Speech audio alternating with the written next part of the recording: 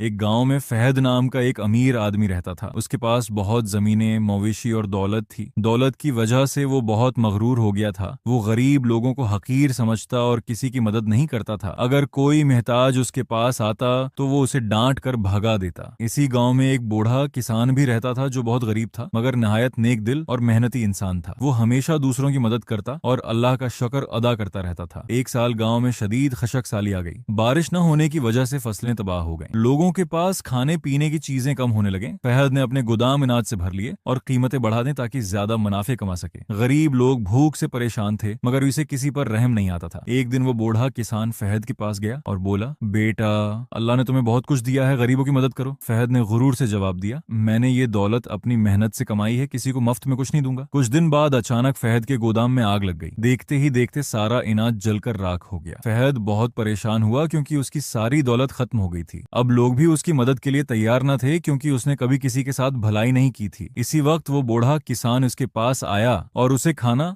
اور پانی دیا۔ فہد حیران ہو کر بولا، میں نے تو ہمیشہ تمہیں برا بھلا کہا، پھر بھی تم میری مدد کیوں کر رہے ہو؟ بوڑھے کسان نے مسکرا کر کہا، نیکی کرنے والا بدلہ نہیں دیکھتا، وہ صرف انسانیت دیکھتا ہے۔ فہد کو اپنی غلطی کا احساس ہو گیا۔ اس نے اللہ سے معافی مانگی اور وعدہ کیا کہ آئندہ کبھی غرور نہیں کرے گا اور ہمیشہ غریبوں کی مدد کرے گا۔ سبق: غرور انسان کو تباہ کر دیتا ہے جبکہ عاجزی اور نیکی انسان کو عزت دیتی ہے۔